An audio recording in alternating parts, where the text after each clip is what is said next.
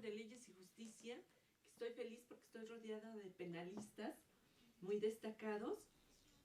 Aquí está mi querido amigo, el doctor Pedro Hernández Gaona, pues es maestro de procesal penal en la Facultad de Especialistas en Derecho Penal. Tenemos a Miguel Ángel Hernández, tenemos a Gregorio Mendoza Peña, tenemos a Iván Flores León, que vamos a tratar todo este proceso, este nuevo proceso penal increíble. Miguel Ángel nos va a hablar acerca de cómo están los procedimientos penales. Así es, maestra Leti, muchísimas gracias primero que nada por aceptarnos aquí en su programa. Es un honor que nos tenga por aquí. Y bueno, es importante platicar antes de cualquier cosa qué procedimientos son los que existen en el nuevo sistema de justicia penal. En el artículo 211 del Código Nacional de Procedimientos Penales se habla de 3 etapas. La primera es la etapa de investigación, la cual se divide en dos partes, la investigación inicial y la investigación complementaria. Posteriormente va a venir la etapa intermedia, la cual se va a hablar meramente de las pruebas, ¿no? Los vicios que pudieran haber en el sistema, en el procedimiento, y el desahogo de las pruebas, la depuración de pruebas. ¿Para qué? Para que pase posteriormente a el juicio oral, que es la última etapa que tenemos. Ahora, es importante mencionar que este artículo 211 me parece que es algo que se debería de reformar. ¿Por qué? Porque se salta una etapa muy importante que debería estar contemplada en este artículo. Es algo tan importante que viene en la Constitución, nuestra ley suprema. ¿Qué es esta etapa? El plazo constitucional de 72 horas. Es importante saber que en esta etapa de las 72 horas que establece nuestra Constitución, vienen establecidos la audiencia inicial y la audiencia de vinculación. Entonces yo creo que esta parte es la que confunde tal vez a las personas, porque no viene contemplada en el artículo 211.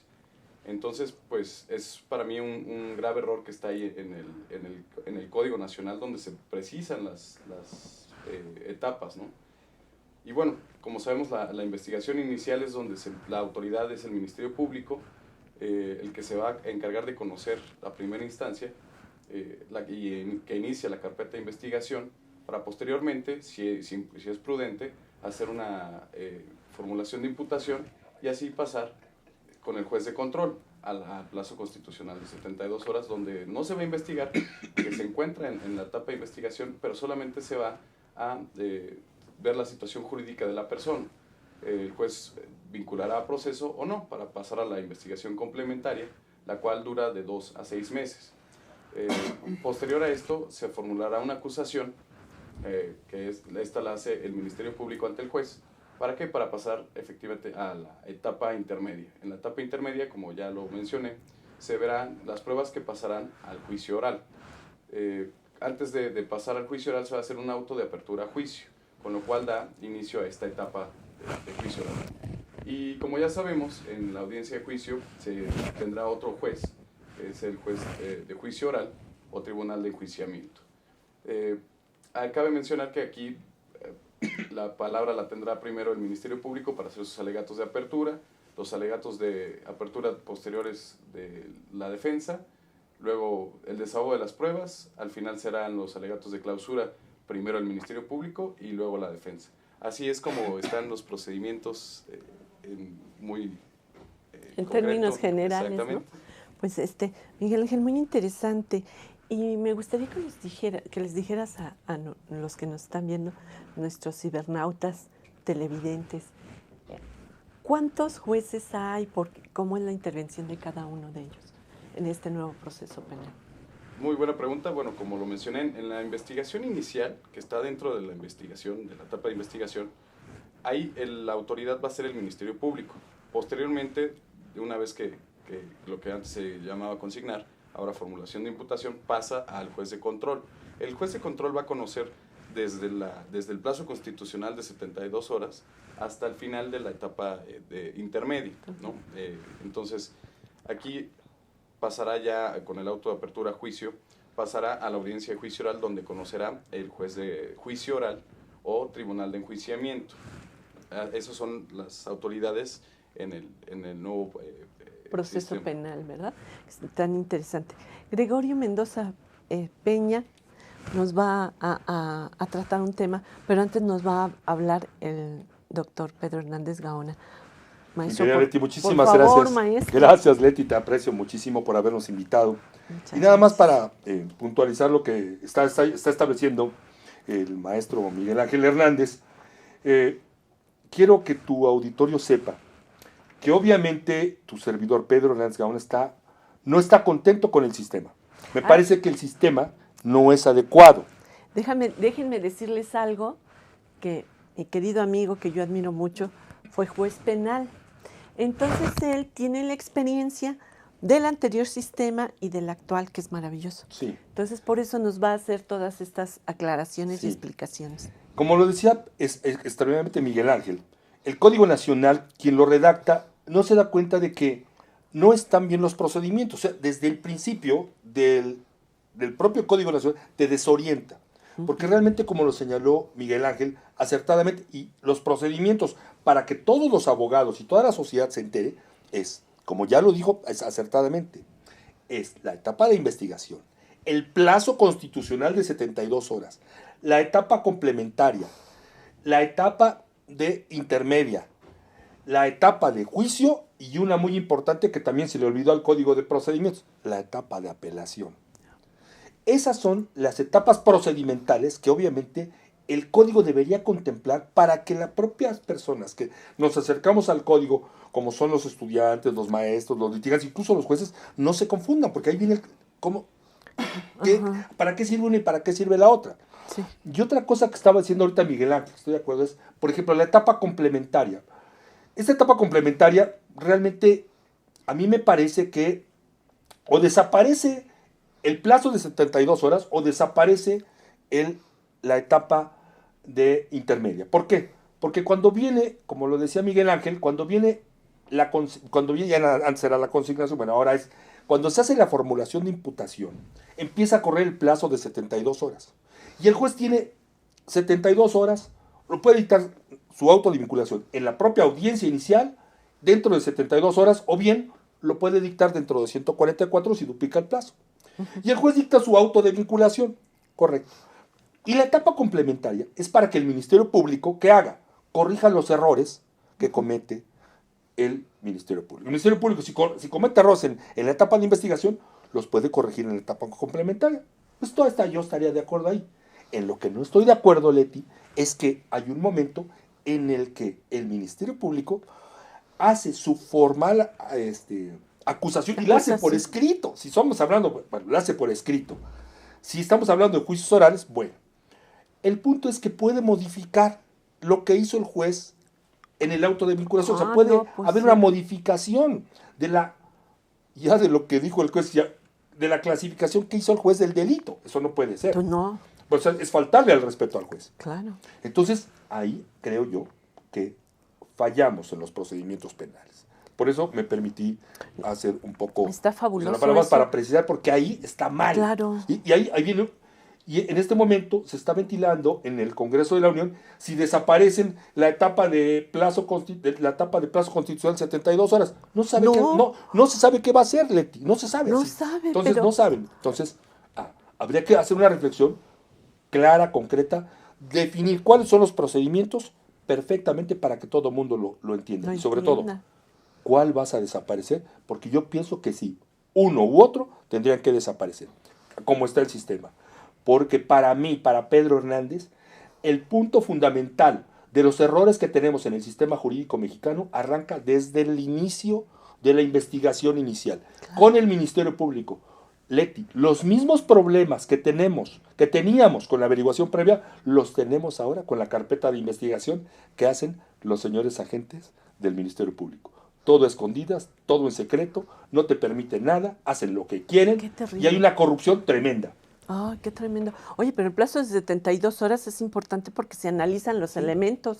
Sí, ahí, por ejemplo, si hay delito, en el sistema nuevo se dice y se establece que es una etapa de investigación. Es una mentira, porque el juez no investiga. El juez, dentro del plazo de 72 horas, ¿qué hace? Resuelve la situación jurídica de una persona. es todo lo que se hace. Porque el que investiga es el Ministerio Público. Es el que investiga, es el investigador. Y no es el juez. No es el juez. Y lo ponen como una etapa de investigación, perdónenme, pero no es una etapa de investigación, Sí, es una etapa resolutiva, judicial, si inicia un proceso o no lo inicia el proceso. Muy delicado. Por eso me está delicado. Hay que revisar el sistema, porque quien dice que está bien, está mal. O sea, hay que estar en la práctica jurídica para darse cuenta de que las carpetas de investigación verdaderamente no están bien integradas. Pues ahí vienen los problemas. Claro. Hay gran corrupción ahí, Leti. Hay que tener mucho cuidado en ese sentido. Sí, es muy delicado, Sí. Qué bueno que lo aclaraste. Y ahora sí nos vamos con maestro. Con las medidas cautelares. Gregorio Mendoza Peña. ¿Qué son las medidas cautelares? Claro que sí, ante todo, pues agradeciendo, doctora Leticia, Gracias. que nos haya permitido estar en su programa. A ustedes. Y también un gran saludo a todos los cibernautas. Empezamos con las medidas cautelares. Ante todo, las medidas cautelares se dice que es un gran avance en el nuevo sistema del Código Nacional de Procedimientos Penales en su artículo 153 y en su artículo 154. ¿En qué consisten las medidas cautelares? Bueno, consisten en que únicamente un órgano jurisdiccional es el que va a establecer estas medidas cautelares, previa solicitud del Ministerio Público. Ahora, dentro de tenemos un capítulo dentro de las medidas cautelares que consisten en 14 posibilidades, en las cuales viene el gran detonante en el nuevo sistema, que es la prisión preventiva oficiosa. ¿Qué quiere decir esto? Que de acuerdo al artículo 167, la prisión preventiva oficiosa solamente se va a dar, que ese es uno de los fines del nuevo sistema, únicamente se va a dar para delitos que son o se consideran graves, dentro de los cuales entra el homicidio, entra delitos de violación, secuestro, delincuencia organizada, entre otros. Pero también tenemos un gran problema en el nuevo sistema, porque en el antiguo había un capítulo donde se establecían nuevos tipos penales, donde también estaban los delitos graves, pero ahora con el nuevo sistema, doctora Leticia, sí, tenemos un gran problema. Dentro del viejo sistema había este capítulo donde sí se establecían los nuevos tipos, pero ahora en el nuevo se dejaron a un lado ciertos tipos penales. Un ejemplo de ello es lo que es el artículo 400 bis del Código Penal Federal, que habla de recursos de procedencia ilícita. En el nuevo sistema ahora se considera que no es un delito grave, en el antiguo sí. Entonces, ¿qué conlleva esto? Que el nuevo sistema conlleva con la medida cautelar, que es la prisión preventiva oficiosa, que con estos delitos no amerite el mismo, hablando de lo que es procedencia o recursos de procedencia ilícita. También, dentro de las medidas cautelares, ¿cuál es la finalidad que se busca? Son tres principalmente. Una, garantizar que el imputado esté en presencia del juez. Otra, garantizar la seguridad de la víctima dentro del procedimiento. Y la más importante, garantizar que el procedimiento se lleve conforme a derecho, hablando del principio de seguridad jurídica. También, dentro de estas medidas cautelares, tenemos lo que es el arraigo domiciliario. Entre otras, también se puede considerar lo que es el embargo de cuentas bancarias, y también dentro de ellas pues está el que el imputado no pueda salir del país o dentro del territorio nacional. Hay una gran controversia con esto, con la prisión preventiva oficiosa, que es lo que hay que tomar dentro de las medidas cautelares. Se dice que con esta medida cautelar todos salen libres, absolutamente. Pero también hay que tomar algo en cuenta, que la prisión preventiva oficiosa únicamente amerita para delitos no graves, pero algo que debe de quedar muy claro es que únicamente la persona va a llevar su procedimiento hasta que se concluya fuera de la cárcel. Pero una vez, si el delito amerita pena privativa de la libertad, la persona va a tener que regresar al reclusorio para que compurgue su pena. Es lo que debe de quedar bien claro. Una cosa es prisión preventiva oficiosa y otra, la pena privativa de la libertad, cuando ya existe sentencia definitiva. Esto es muy importante porque, pues ahora he escuchado comentarios de los penalistas que con este nuevo sistema entran por una puerta y salen por la otra, ¿no? Precisamente por lo que está comentando Gregorio. Ay, ni cómo ayudarle al Código Nacional. Pues sí. Porque ni cómo ayudarle. Porque, mira, todo se deviene porque dice que es una puerta giratoria. Yo no lo veo como una puerta giratoria que salen, sino como decía bien el maestro Gregorio Mendoza, hay un punto. En el anterior sistema, como lo acaba de explicar perfectamente, había un catálogo, y el catálogo era una lista que estaba en el Código Federal de Procedimientos Penales. En el Código del Distrito Federal había una fórmula, y esa lista y esa fórmula establecían los delitos graves. A mí, por supuesto que la lista no me gustaba. No. Y obviamente no me va a gustar la lista que tiene el Código Nacional. Lo que me gustaba era la fórmula. La fórmula era el término medio aritmético de la pena. Que sumabas la pena mínima con la pena máxima, la sumabas y lo que te diera, si era mayor de 5 años, la persona quedaba en prisión preventiva durante su procedimiento. Sí. Pero actualmente regresamos al error. ¿Cuál es el error? Que el Código Nacional vuelve a hacer una lista. Pero la lista viene desde la Constitución, porque la Constitución la toman como una ley reglamentaria. Entonces, la lista viene desde la Constitución, se transfiere al Código Nacional, y el Código Nacional establece 6 o 7 delitos por los que sí se va a seguir el procedimiento, los procedimientos penales, que habló Miguel Ángel, los va a establecer, ¿sabes dónde? En prisión preventiva o fuera de prisión preventiva, si no están ahí. Ahorita lo vuelves a repetir para que lo entienda más nuestros televidentes. Vamos a un corte comercial y regresamos. Gracias.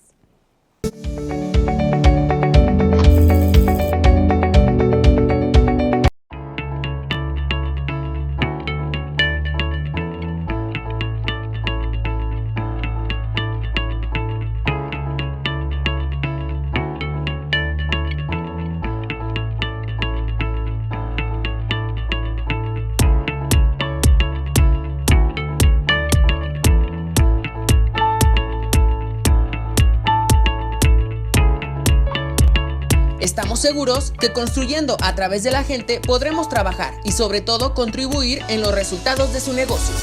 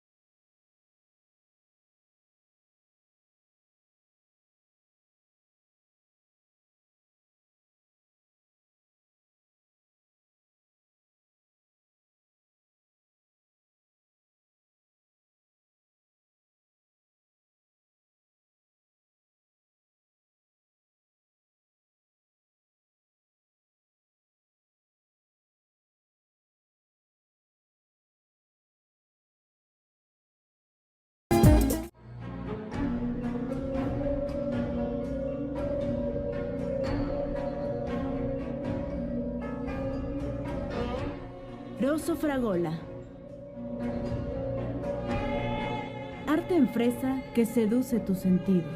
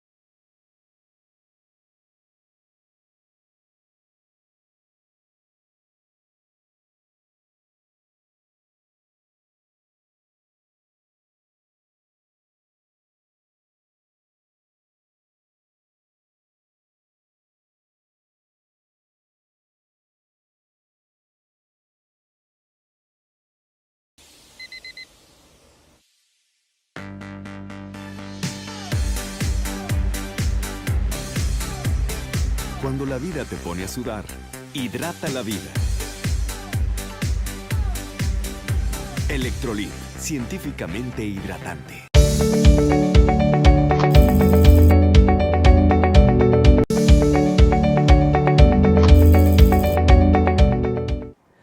Regresamos con este interesantísimo tema con el doctor Pedro Hernández Gaona que nos está explicando.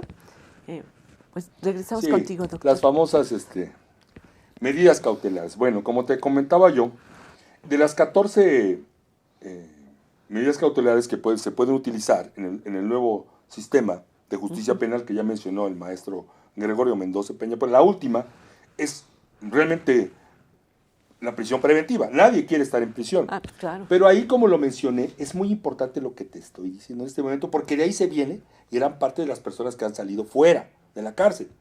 Porque el propio código establece muy pocos tipos penales, muy pocos delitos, para que estos delitos se incorporen para la prisión preventiva. Como ya lo digo, homicidio doloso, violación, secuestro, ¿cómo se llama? Pedrastia.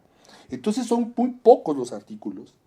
Obviamente viene el robo con violencia, que tiene que corresponder con violencia, para que obviamente la gente pudiera estar en la cárcel. Entonces, esto ha generado que los jueces automáticamente te puedan conceder el beneficio de una medida cautelar que pudiera ser, como lo señaló perfectamente el maestro Gregorio Mendoza, que pueda ser una medida económica, lo que antes conocíamos como la fianza, que todavía se puede presentar la fianza, lo que se pueda no acercar a determinadas personas. Bueno, entonces, a mí lo importante que quiero resaltar en este momento, Leti, es algo que es trascendental, que no se establezca en el Código Nacional, que no se establezca una serie de delitos ahí, sino que se establezca una fórmula. Porque el Distrito Federal y muchas entidades federativas tenían la fórmula y era muy fácil. Sí, es muy fácil. Es muy fácil, ya. Tú rebasas el término medio aritmético de la pena del delito que se te imputa, que es violación. ¿Sabes qué? Te vas a la prisión preventiva.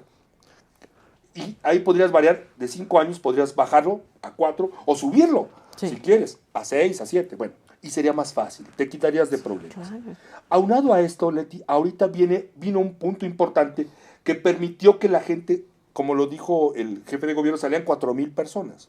Que ahorita el maestro Gregorio también me gustaría que hiciera un poco alusión a esto, que es el quinto transitorio del Código Nacional, que no se entendía, pero que daba a entender que se podía migrar del sistema tradicional al sistema nuevo de juicio oral. Entonces el quinto transitorio no se establecía. Entonces la Corte aclaró y dijo, ¿sabes qué? El quinto transitorio sí opera para aquellos delitos que en el nuevo sistema no están contemplados como prisión preventiva oficiosa y que en el sistema anterior, tradicional, sí se consideraban como delitos graves. Entonces, en ese momento, se hizo una migración del sistema tradicional al sistema nuevo. Y como muchos delitos, muchas personas que están en la cárcel no estaban previstos como prisión preventiva oficiosa, empezaron a salir. Hemos sacado personas de la cárcel en este momento porque antes era delito grave y ahora ya no lo es. Okay. Entonces están saliendo. Entonces, bueno, sí se ha prestado para que salgan más personas, sí ha existido esto, pero en este momento no quiero dejar pasar lo siguiente. Y me gustaría que se hiciera una reflexión en torno a lo que voy a decir, porque en este momento voy a ser muy concreto. Hay dos sistemas, el sistema tradicional y el sistema de juicio oral. ¿Y sabes qué? En el fondo son lo mismo. O sea, los dos sistemas, si tú los comparas, si tú los ves, si tú analizas las pruebas, realmente como se han venido manejando, es lo mismo. O sea, hay un ofrecimiento de pruebas, hay una admisión de pruebas, hay un desahogo de las pruebas, hay una valoración de pruebas que se hace a la antigüita. Y entonces resulta de que para mí lo mejor sería homologar los dos sistemas. Para que no tengamos sistema tradicional, sistema nuevo, porque se confunde. Sí, y al final va a ser lo mismo. Estamos en el análisis de eso. Sí, pero a mí me gustaría, si tú estuvieras de acuerdo, que el maestro Mendoza Peña todavía abordara un poco más lo de la medida cautelar. Sí, muchas gracias, doctor. ¿Qué trajo como detonante, y volvemos a este tema? Lo que trajo como detonante el nuevo sistema fue la prisión preventiva oficiosa.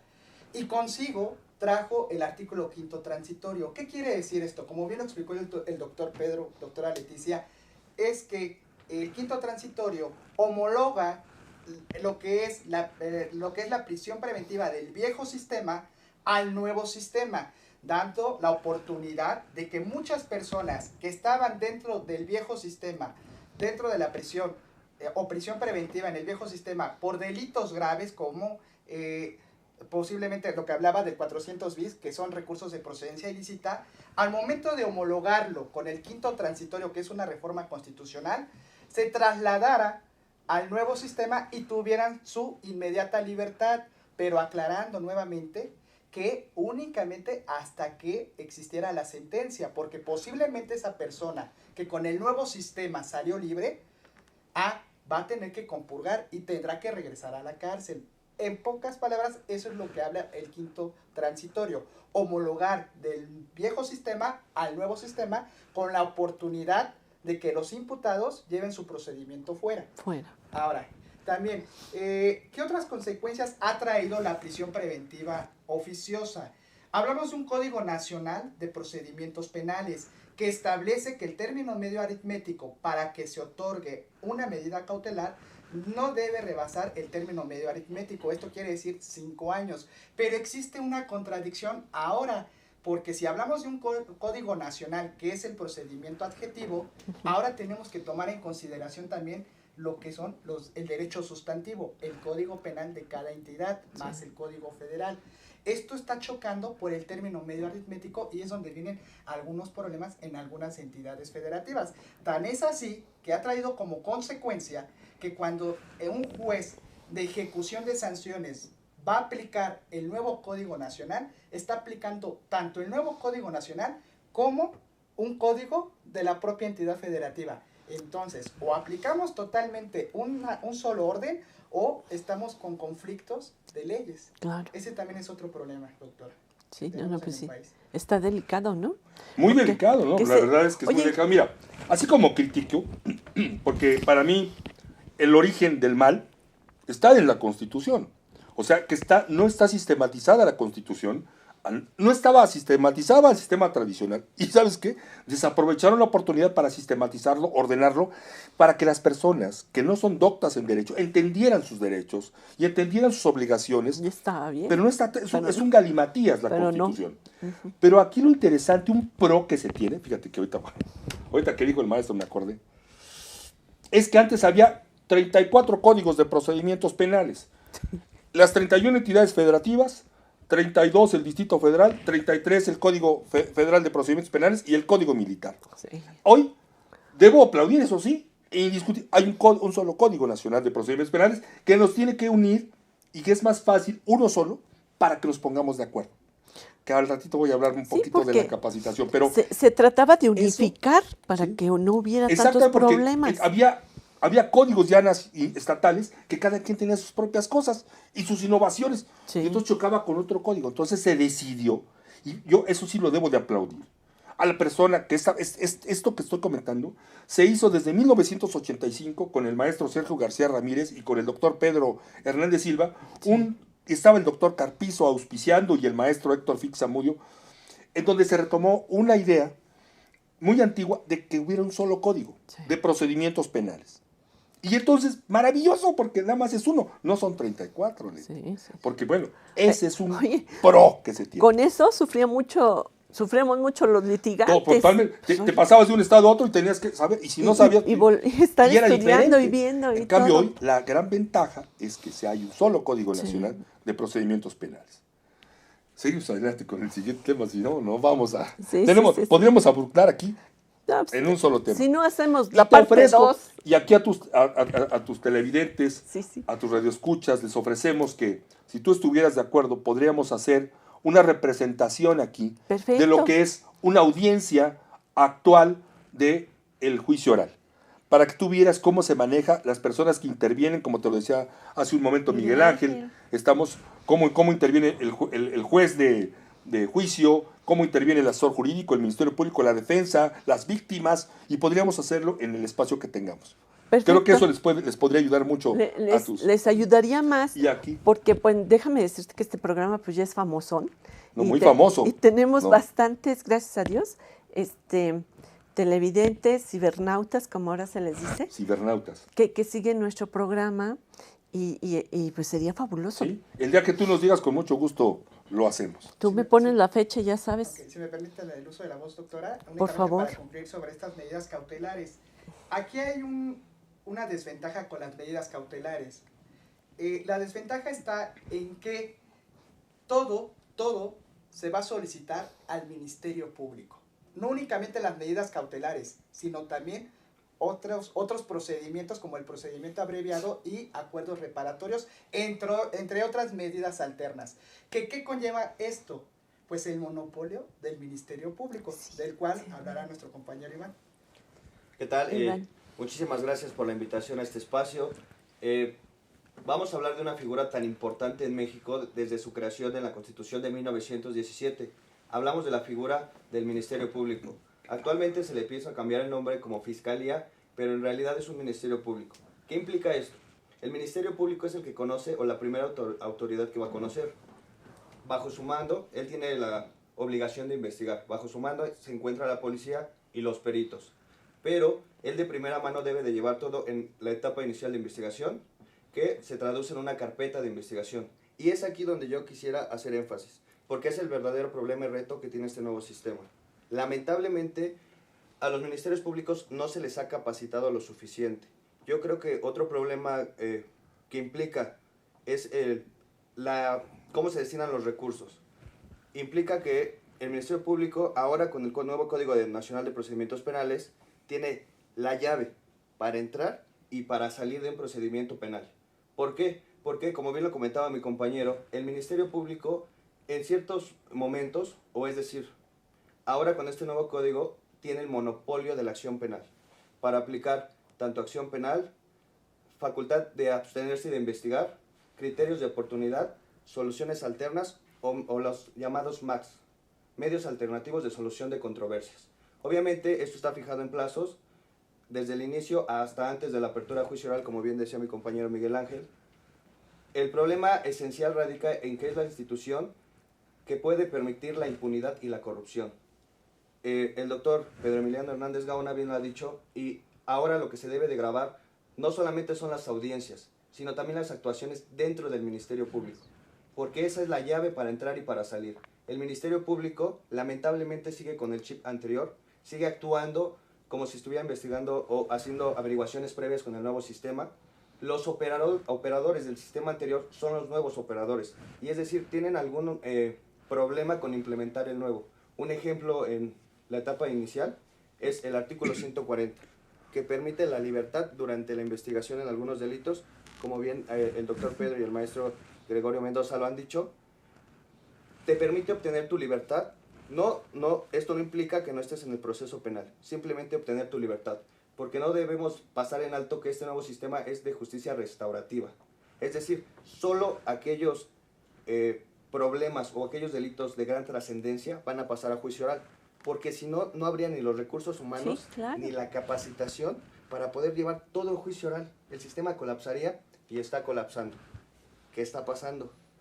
Efectivamente, no solamente la sociedad, inclusive la propia gente que trabaja en las unidades de gestiones, ahora se dan cuenta que las personas entran y salen, dan otro nombre y vuelven a salir lo mismo, o con la nueva aplicación de este nuevo sistema de justicia penal, que es excesivamente garantista, permite que puedan salir a la calle y lamentablemente salen a realizar nuevos delitos. Eso es lo peligroso. Sí, claro. Lo peligroso ahorita es eso. ¿Qué falta? Yo creo que falta darle la voz a la gente joven, a la gente preparada, que se limpien las instituciones de fondo, porque también tenemos un problema grave ahorita, o un problema que se está discutiendo a nivel nacional, y es acerca de la reforma constitucional sobre la Fiscalía, sobre el nombramiento del procurador, que el doctor Pedro nos va a hacer favor de dirimir. Yo concluiría mi participación diciendo que habría que estudiar más a fondo el Ministerio Público, porque esa autoridad después es parte, pero le han dado todos los candados para poder continuar o para poder cerrar. Algo importante, él formó la imputación, él hace el escrito de acusación y también en los alegatos de conclusión, él es el que concluye y dice qué tipo penal, pero en estas 3 etapas puede reformular y cambiar de delito. Sí, está tremendo. Vamos a un corte comercial y regresamos. Muchas gracias.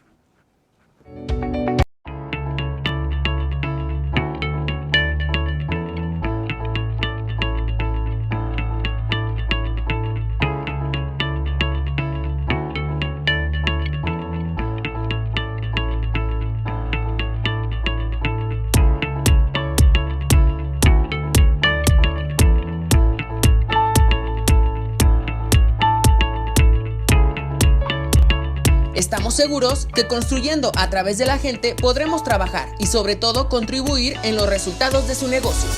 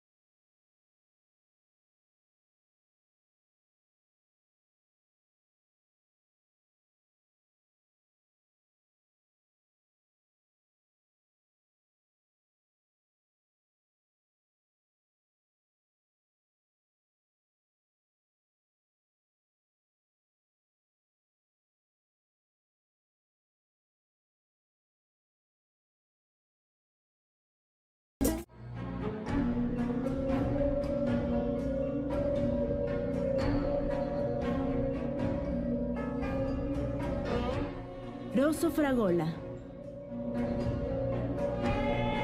Arte en fresa que seduce tus sentidos.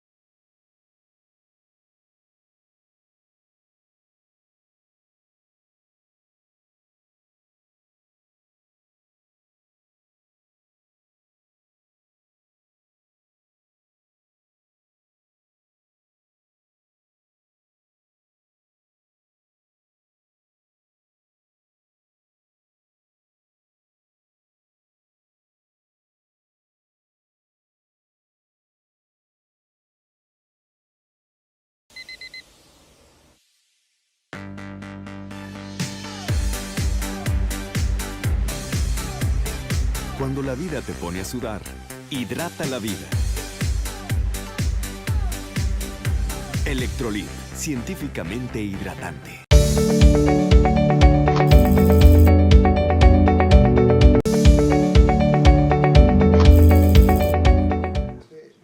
Regresamos con este interesantísimo tema del nuevo procedimiento penal. Estaba en uso de la palabra Iván Flores León. Maestro, Gracias, por doctora. favor, continuamos. Pues bueno, sigamos hablando de la figura del Ministerio Público. En este nuevo sistema debe de haber igualdad entre las partes. Y como bien creo que es la conclusión a la que vamos a llegar en esta figura del Ministerio Público, es que realmente no es así. Aparte de solo tener el monopolio de la acción penal, tiene todas las facultades, o es la persona autorizada, la institución autorizada para realizar criterios de oportunidad, suspensiones de condicional del proceso, los MACs, como ya habíamos comentado, y o lo más peligroso que también habría que checar es el procedimiento abreviado, porque es la autoridad que lo puede pedir. Inclusive ya comentaba el compañero maestro Gregorio, la prisión preventiva oficiosa también es la autoridad que está facultada para pedirlo. ¿Qué falta en el Ministerio Público? La capacitación para agilizar sus trámites, para realizar sus diligencias y sobre todo que se tenga muy bien vigilado, porque como yo lo llamo, como es una autoridad al inicio de la investigación, da apertura a que reciba impulsos procesales, así lo denomino yo, para llamarle a la corrupción e impunidad que a veces impera. Pues creo que por mi parte sería el poco tema que quiero hablar sobre el Ministerio Público, porque tendremos que ahondar más. Es muy amplio. Sí, exactamente, muy amplio. Maestro, Pues, bueno, doctor. fíjate, ahorita que estaba hablando Iván de este tema del Ministerio Público, tenemos que hacer alusión al fiscal general. Bueno, que está en boga el fiscal general de la República. Yo creo que es un extraordinario punto el hecho de que quiera hacerse autónomo. Obviamente no puede depender del Ejecutivo, tiene que ser un órgano autónomo y estoy totalmente de acuerdo. Yo creo que una de las cosas más extraordinarias que se está pensando en hacerlo autónomo para que el jefe no le diga lo que tenga que hacer, sino que obviamente sea una medida. Ahora, el procedimiento de selección del propio fiscal, que a mí en lo particular, eso de fiscal, el fiscal es el que acusa y el Ministerio Público es el que encuentra la verdad. ¿A quién le vamos? Al que encuentra, no al que está acuse y acuse, Claro. sino todo mundo que pasamos por las aulas de la Facultad de Derecho, por las aulas de cualquier facultad, sabemos que la naturaleza del Ministerio Público era encontrar lo que había pasado. Y si hay delitos, hay delito, y si hay responsabilidad para adentro. Y si no hay delito, pues no hay delito. Y si hay delito y tú no lo cometiste, pues vas para afuera. Pero se convirtió en una especie de siempre acusador. Entonces le ponen fiscal y se lo jalan de Estados Unidos. Porque de ahí jalamos el sistema. Sí. La verdad, como es. Ahora, viene el punto. Estoy de acuerdo, como te comentaba, en que exista un Ministerio Público total y absolutamente autónomo Ahora, ¿cómo se va a elegir? Sí, a mí me parecería que fuera una persona totalmente ajena a cualquier cuestión de índole político. Sí. Obviamente, habría una cierta certeza. Pero lo que más me daría certeza es que la persona que estuviera sentada ahí conociera de qué se trata. No que llegara a aprender a sentarse ahí. Porque yo he tenido el gusto de trabajar con muchos procuradores que no tenían la idea de lo que es la Procuraduría. Entonces, mientras aprendes, ya te metieron 20,000 goles. Sí. Entonces, no, una gente que sea avesada, que sea de las propias entrañas a veces, que se hagan carreras judiciales. Claro, es importante. Judiciales y ministeriales, referidos al Ministerio Público. Porque entonces no hay certeza. Y entonces, una cosa importante, no nada más el fiscal, fíjate, es importante. Estoy de acuerdo en que el fiscal sea autónomo, ¿sí? Pero tenemos otro problema. Que no nada más que, el fiscal sea autónomo, ya ganamos con eso, no. Que sean autónomos en todas las entidades federativas. Tú sabes, y los televidentes en este momento deben saber, Leti, que en este momento en el país hay 34 procuradores. Sí, 31 entidades federativas que tienen procuradores y algunos son fiscales, que no se ve cuál es la diferencia entre procurador y fiscal, la verdad. No se sabe qué diferencia hay entre, hacen lo mismo. Y la otra, está el número 32. El número 32, que es el procurador, todavía procurador de la Ciudad de México. El 33, el procurador general de la República. Y el 34, el procurador militar. Aquí el punto importante que te quiero resaltar es que si no existe una cohesión de autonomía a nivel federal y estatal, el sistema va a fallar. Porque el problema que se tiene, porque yo lo viví porque tú sabes que yo tuve la suerte de trabajar con un procurador que fue el maestro Jorge Madrazo Cuellar. Y él me hizo favor de invitarme a trabajar a una dependencia que era Interprocuradurías, la Dirección General de Interprocuradurías, y ahí tuve la posibilidad de hacer 7 conferencias nacionales de procuradores. Y yo sí puedo decir que el problema real que se tenía en las procuradurías era uno, que cambiaban a los procuradores. Tú sabes también que dos veces al año hay conferencias de procuradores. Empezábamos una muy contentos, a la siguiente ya había cambiado 6 procuradores. sí. A la siguiente ya habían cambiado 12 procuradores. A la siguiente ya habían cambiado la mitad de procuradores. Y cada que entraba un procurador había que explicar. Y entonces la Procuración de Justicia, mientras la delincuencia iba con los avanzando, nosotros íbamos avanzando un pasito, y luego para atrás, y luego un pasito, y luego para atrás. Sí. No. La reforma a las procuradurías que estaba haciendo ahorita alusión Iván Flores León es muy importante. Que se haga una reforma integral, porque si no hay reforma, valimos gorro. Y ahorita, para finalizar, quiero tocar 2 temas. Una reforma integral para que las procuradurías sean total y absolutamente autónomas, las federal y las estatales, con un tiempo aproximado. Y que después de que termine el procurador, los procuradores ya se estén preparando para hacerlo, no que, como te digo, este es mi cuate, está ahí sentado, lo voy a traer. Está aquí sentado, lo voy a traer. No es así. Y no sabe nada. No sabe nada. No. Eso te va a dar certeza de que vas a hacer una buena procuración de justicia. Si, reitero, si no hay coordinación porque los procuradores van cambiando, estamos pelas totalmente. Sí, estamos. No es así. Es cambiarlo todo, nada más al procurador. Ya es genial, ya vamos a solucionar. Los problemas se van a solucionar, reitero, cuando todos sean autónomos. El otro punto que te quiero tocar, Leti, es precisamente lo que acabo de mencionar. Es que lo que yo creo que se debe de hacer, ahora que viene el cambio presidencial, es que se haga una reforma integral a todo el sistema de justicia, a procuradurías, a tribunales, a centros de capacitación, a procedimientos, a algo que tú y yo lo vivimos con los maestros aquí presentes, a la docencia. Ahorita voy a hablar de la docencia, pero que se haga una reforma integral porque el maestro, acertadamente, Gregorio Mendoza señalaba los tipos penales. Los tipos penales están hechos con las patas. Ahorita, por ejemplo, tenemos un sistema extraordinario de procedimiento penal, que no lo tenemos, pero lo que está mal, ¿saben qué es? La acreditación de los tipos penales que están en los códigos penales. ¿Cómo los acreditas? Cada quien los hace diferentes. Entonces, deben homogeneizarse. Y yo no me quiero ir de tu programa y seguiremos aquí platicando, todavía a ver qué piensan los maestros, de algo muy importante, de la capacitación. Bueno, la vida, tú sabes, te va llevando no sabes por dónde puedes caminar. Y tuve la suerte de ser el director de capacitación del instituto. Del Tribunal Superior de Justicia. Del Distrito Federal. Hoy Ciudad de México. Y obviamente, por azares del destino, también me metí a la capacitación de las procuradurías. Mira, con respeto para todos, es un desmadre. ¿No? Es que no hay más que ver. ¿Sí? Que cada quien hace lo que quiere en su instituto. Sí.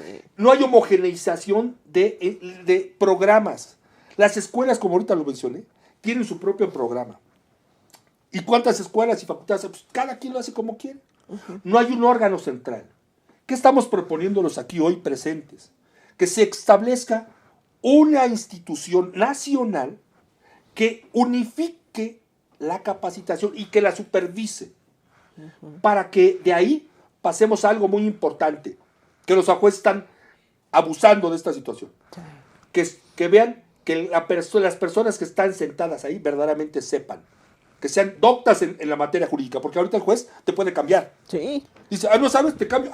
¿Y usted quién es para saber si sé o no sé? Sí. Pueden decir el abogado. El abogado Borbaleta lo sabe. Ahorita, Leti, lo que se tiene que hacer urgentemente es crear un instituto de capacitación. Pero déjame decirte que todo está armado. O sea, no hay que no vayan a crear un instituto de capacitación como un elefante blanco, no. Sí. Todo está armado. Lo único que hay que hacer es organizar este instituto. Lo único que tienes que organizar. Aquí tiene que organizar a los institutos de capacitación que ya existen en las procuradurías, en los tribunales. Ya todos tienen su instituto de capacitación. Lo único que pedimos es que todos unifiquen. Todos unifiquen a un mismo sentido. ¿Qué es una medida cautelar? ¿Qué es un procedimiento abreviado? ¿Cómo se tiene que llevar una audiencia? Todo eso se tiene que enseñar. Igual. Y este instituto simplemente vigilar. Y obviamente ser un órgano regulador para que en el momento que se necesite, obviamente exista esto que estamos pidiendo, una colegiación. Para que no lleguen, ahora sí, abogados que no tienen la capacidad para hacer un procedimiento penal. Certificados. Ahora sí. Que no se necesitaría porque, pues, ¿para qué tienes el título? ¿Para qué tienes la cédula? Pero bueno, pensemos en una certificación. Y yo pediría una certificación, porque es el punto, la capacitación. Si estamos mal capacitados, pelas. Ahorita, por ejemplo, cada ¿Cuántas escuelitas, Patito? No tenemos que estar enseñando, te doy cursos de capacitación y te certifico. ¿Y quién lo certificó a usted? ¿Quién es usted? ¿Qué capacidad tiene? ¿Ha sido juez? ¿Ha sido magistrado? No, han sido a veces, yo no digo nombres ni quiero decir nada, pero no tienen la experiencia. Y lo que necesitamos en materia jurídica es la experiencia, la fuerza, la contundencia de alguien que sí está adentro. Pero yo me apasiono. Claro. Pero por eso están aquí los jóvenes que están junto a mí y que tienen, ¿cómo se llama? Ahora el sartén por el mango, porque uno ya va de salida. Simplemente pues dejarles ideas para que ellos hagan y caminen por un cierto lado. Yo te pediría que si pudieran los maestros hablar de lo que es la capacitación, porque los tres aquí son maestros, aunque sea rápido. Bueno, que sea rápido. Tenemos 3 minutos. 3 minutos para salir del aire. ¿Quién quiere hablar? Pues sí, esto es un tema muy importante que está tocando el doctor Hernández Gaona, y ya también como lo comentó el compañero Iván, la capacitación es primordial. Lo vemos ante los ministerios públicos, lo vemos ante los jueces, son los mismos operadores del sistema anterior. Vemos que los que llevan las averiguaciones previas llevan la carpeta de investigación, se hace prácticamente igual. Los jueces también, hay unos que vienen del sistema anterior y vienen con un chip diferente, ¿no? Entonces eso también complica el sistema. Yo creo que sí es importante que venga gente más joven, no necesariamente joven, pero con conocimientos ya establecidos con el nuevo Código Nacional. La capacitación que se tiene que dar es urgente. No podemos estar jugando ahorita con este sistema, ¿no? No estamos probando, estamos viviendo esto, ¿no? Entonces es bastante importante. No sé si... Claro, y retomar también que dentro de la capacitación hay algo muy importante, el factor humano. Como responsables del nuevo sistema debemos tener 2 cosas muy importantes. 1, cultura, y otro, tener el conocimiento de la ciencia jurídica, que es la educación. Son 2 cosas totalmente distintas, cultura y educación, y responsabilidad en cada una de las cosas que nosotros como operadores del sistema estamos realizando. También sería muy importante. Yo creo que, bueno, sobre todo en esta materia, en la materia penal, en que tenemos pues garantías muy importantes como es la vida, la libertad, o sea, realmente a toda la gente que le ha tocado que la detengan, etcétera, pues llegan en estado de estrés, de angustia, etcétera. Entonces se necesita gente capacitada, tanto del lado de los juzgadores como del lado de los abogados, para evitar el daño a las personas, ¿no? Exactamente, un daño psicológico, porque ahorita, como tú lo decías, realmente cuando llegas a una agencia investigadora llegas en shock. En shock. No tanto porque llegas a la agencia investigadora, sino por el delito que te acaban de cometer o acabas de cometer. Entonces sí necesita la presencia de alguien. Pues mira, Leti, finalmente te agradecemos enormemente la oportunidad y como te lo dijimos, estamos dispuestos a hacer una audiencia para que vean cómo se hace en la práctica. Sería fabuloso, vamos a hacerla. Aquí tenemos a Cris de producción y pues nos vamos a comprometer a eso. Estamos comprometidos. Entonces vamos a tener el próximo programa, si Dios quiere, el 28 de septiembre, para armar aquí todo el estudio y que podamos ver una audiencia en vivo. Una audiencia en vivo. Muchísimas gracias. Esto fue Leyes y Justicia y les agradezco al doctor Pedro Hernández Gaona, a Miguel Ángel Hernández, Gregorio Mendoza, Iván Flores León. Muchas gracias. Nos vemos para el próximo programa. Hasta luego.